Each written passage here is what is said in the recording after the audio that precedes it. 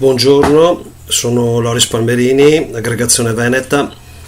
Cercherò di essere breve per spiegare cosa cambia con la sentenza numero 81 del 2018 della Corte Costituzionale, che ha cancellato la legge regionale 28 del Veneto numero 28 del 2016. Potete trovare i documenti tranquillamente. Cominciamo dal sito di Aggregazione Veneta, indirizzo veneta.link, e potete trovare qui sotto le leggi sia la legge che è stata cancellata, adesso lo scriveremo, poi potete trovare anche la sentenza, ma comunque la cosa che potete trovare sotto la sezione delibere, eccola qui, delibera statuto, potete trovare il verbale del 3 di maggio, che è questo qui, del 2018, che spiega che cosa è successo. Praticamente qui c'è l'analisi dell'accaduto e c'è un grandissimo schiaffo verso la regione Veneto, che ha voluto volontariamente, ha proprio fatto in modo che la legge venga cancellata, non l'ha assolutamente difesa. Ho anche fatto alcuni piccoli video in cui spiego alcuni singoli punti, ma comunque l'importante è sapere che bastava alla regione, c'è scritto anche nella sentenza, evidenziare una discriminazione dei veneti. Per esempio, bastava che avesse detto che a noi viene negata la lingua, perché la lingua veneta si può dire tutto tranne che non esista, perché se esiste il friulano, l'occitano, se esistono queste lingue, esiste sicuramente il veneto, che è anche stato una lingua di Stato della Repubblica Veneta. Quindi noi veneti siamo discriminati su molti aspetti, su quello linguistico, su quello economico, con una oppressione fiscale dimostrata dall'Agenzia delle Entrate, sui ruoli pubblici, perché ci vengono dati punteggi più bassi all'università e alle scuole superiori, quindi poi veniamo esclusi nei concorsi pubblici. Quindi, per esempio, non solo non abbiamo giudici o pochissimi giudici, abbiamo poche alte cariche, ma per esempio non abbiamo quasi neanche un prefetto. Attualmente ne abbiamo uno, credo. E questo perché? Perché c'è una evidente colonizzazione del popolo veneto iniziata nel 1866, quando invece di far votare i veneti fecero votare i soldati italiani. Io sono lo scopritore delle gazzette ufficiali in cui il governo italiano nel 1866 ha dato il voto ai soldati, il diritto di voto al nostro referendum, che in realtà era tutto lombardo-veneto. Hanno votato i soldati italiani, mentre poi nella Lombardia, che doveva votare anch'essa, non hanno mai votato. Bene, qui avete un po' la spiegazione, è inutile dilungarsi. La regione Veneto ha falsamente rappresentato in Corte Costituzionale diverse cose, per esempio che la legge 28 derivasse dall'attuazione dell'articolo 116, in realtà derivava da, come potete leggere, un processo iniziato attraverso i comuni, e oltretutto la legge 28 ha avuto anche la sua efficacia. Comunque la buona notizia qual è? Che in realtà la cancellazione della legge non cambia assolutamente nulla, perché nel frattempo proprio dal percorso dell'attuazione della legge, durante il percorso di attuazione della legge, qualche mano sconosciuta ha inserito nella legge stessa un comma che non era nel progetto originario, praticamente il comma 3 dell'articolo 1, che è questo qui, che dice: il popolo veneto comprende altresì le comunità etnico-linguistiche cimbre e ladine riconosciute ai sensi della legge numero 73 del 1994, promozione delle minoranze etniche e linguistiche del Veneto. Io a questa legge la conoscevo, ma non avevo dato il giusto valore, perché infatti poi non a caso, poco dopo l'approvazione, l'ho messa anche nel sito promozione delle minoranze etniche, perché questa legge in realtà riconosce l'esistenza nella regione Veneto di alcune minoranze etnico-linguistiche, cioè i ladini, poi i cimbri sia dell'altopiano di Asiago che dei Monti Lessini che del Cansiglio,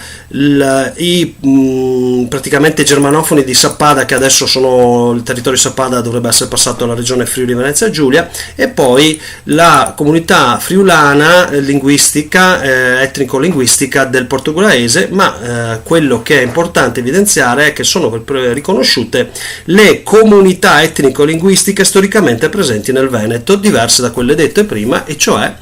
i Veneti. Cioè noi Veneti dal 1994 siamo stati riconosciuti come comunità etnica linguistica e poi nel 1997 la legge Convenzione Quadro per la protezione delle minoranze nazionali ci ha dato i diritti di minoranza nazionale, fra cui ce ne sono alcuni di importantissimi, per esempio il rispetto della proporzionale etnica, oltre che l'insegnamento a scuola della lingua, eccetera. Quello che voglio dirvi è che soltanto durante l'approvazione della legge io mi sono reso conto della portata della legge del 94. Chiaramente la legge 28 definiva molto più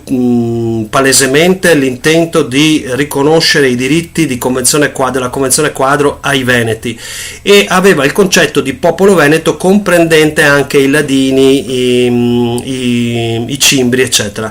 Invece la legge del 94 stabilisce che ci sono delle comunità separate fra di loro dal punto di vista etnico-linguistico, ciascuna con il diritto della Convenzione Quadro. Quindi ora i veneti sono quelli che parlano veneto e che comunque si estendono al di là della regione. Quindi la sentenza 81 del 2018,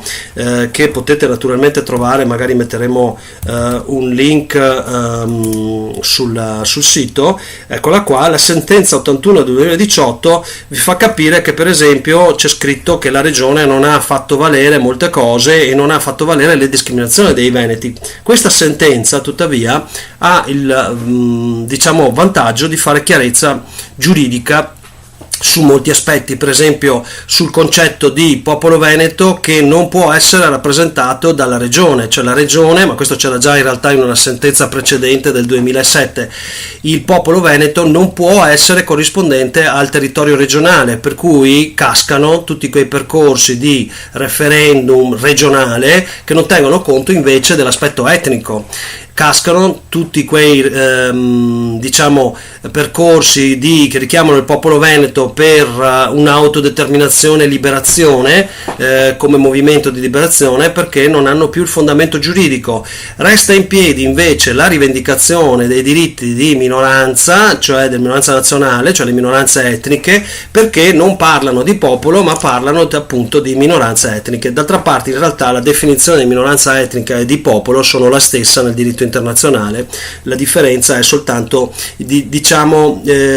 quello che viene considerato se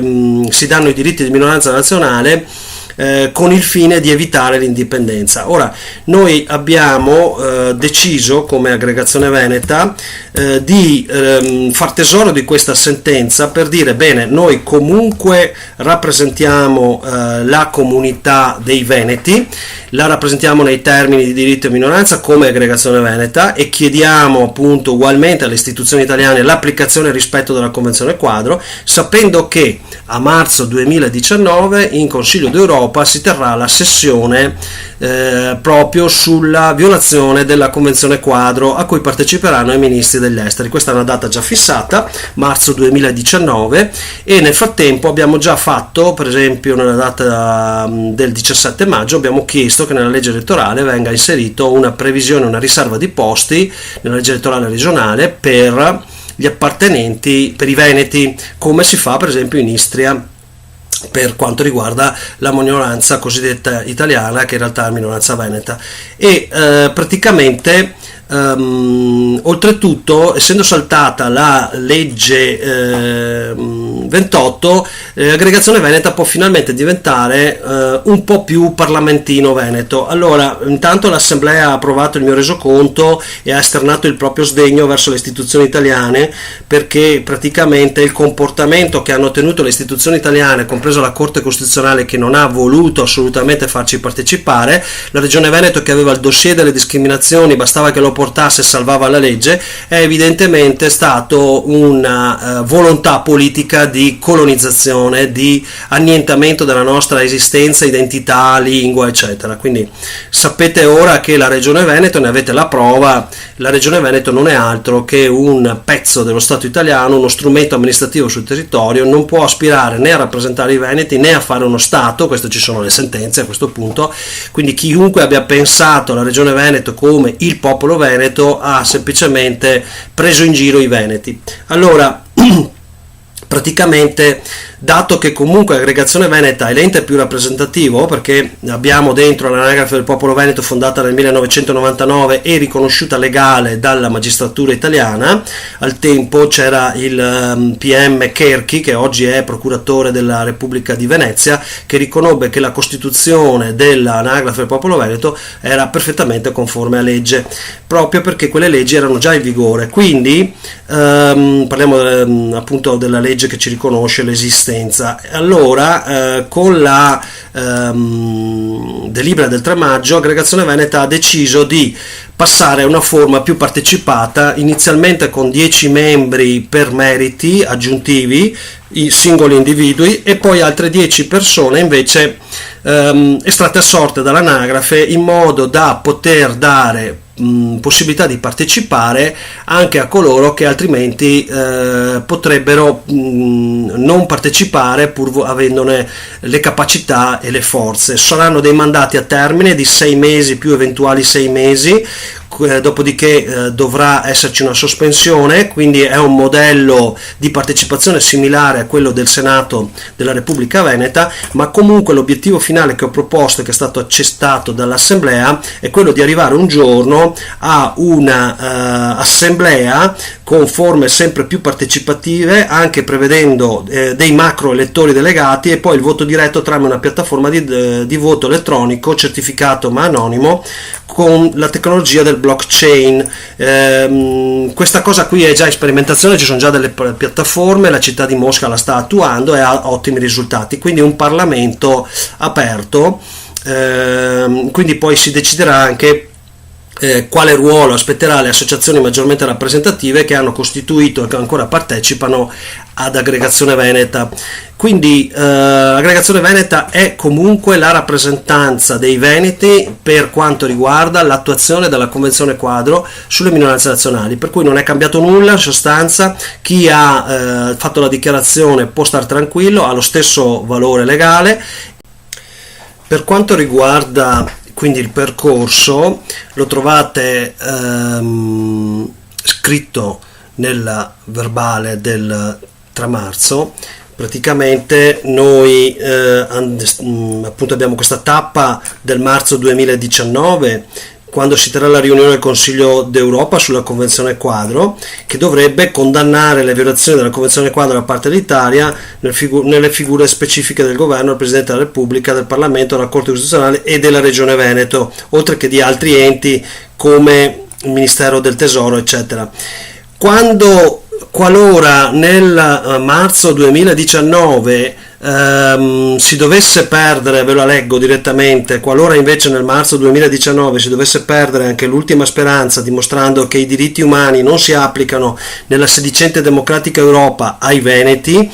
che sono invece fondatori della civiltà europea, non resterà altro che rivendicare la illegalità totale internazionale della presenza italiana nel territorio lombardo-veneto fin dall'inizio, come dimostrato dagli studi di Palmerino del 2007 e come già evidenziato dalla legge 210 del 2012. Voi sapete che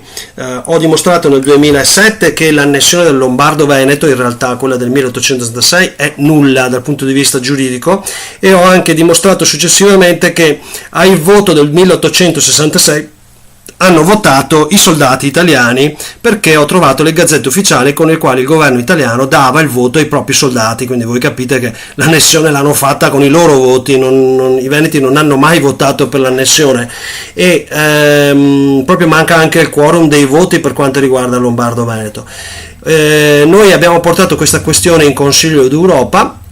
nel 2008. Purtroppo le carte sono andate perdute a causa del responsabile che aveva il procedimento in mano, che non ha nominato l'avvocato nei termini, ma potevamo far portare questa questione in Consiglio d'Europa già allora. Comunque sia, nel 2010 una legge, forse ho sbagliato, ho scritto evidente la legge 210 del 2012, invece la legge 210 del 2010, che faceva partire dal gennaio 2013 il termine per il ripristino dell'annessione. L'annessione non è stata ripristinata, quindi la legge 212 è la legge 212 del 2010, faremo la correzione, ha cancellato l'annessione e anche la legge di conversione dell'annessione. Di conseguenza è anche dubbio che il Lombardo-Veneto sia Italia, anzi in realtà non esiste nessuna pezza giustificativa, perché non è mai stato fatto un referendum come previsto, per cui nel marzo 2019, se non ci verranno riconosciuti i diritti di minoranza nazionale, saremo costretti a fare la dichiarazione di sovranità e indipendenza e il ricorso alla Corte internazionale di giustizia, che però sapete costa €1 milione. €1 milione non è molto, sono 10.000 persone che contribuiscono con €100 a testa, oppure 100.000 persone che mettono €10 a testa. Per cui, se volete i diritti di minoranza come minimo e poi eventualmente, se non ce li daranno, allora l'intera indipendenza, non dovete fare altro che partecipare ad Aggregazione Veneta, che è l'unica che ha tracciato questo percorso e che sta facendo tutti i passi giuridici necessari per arrivare al compimento. L'assemblea adesso è aperta anche alla partecipazione di membri popolari. Per quanto riguarda le dichiarazioni di nazionalità veneta, quindi sono tuttora valide sia quelle dell'anagrafe che quelle fatte ad Aggregazione Veneta, e se non l'avete fatto dichiaratevi veneti. Poi potete trovare anche su YouTube, su Veneta TV o sul mio profilo Palmerini Loris dei video in cui ci sono degli estratti in cui spiego i singoli punti, su alcuni singoli punti, come la regione poteva facilissimamente salvare la legge 28 e non l'ha voluto fare. Nella delibera del 3 maggio trovate comunque un dettaglio. Quindi viva San Marco e datevi da fare per la vostra libertà.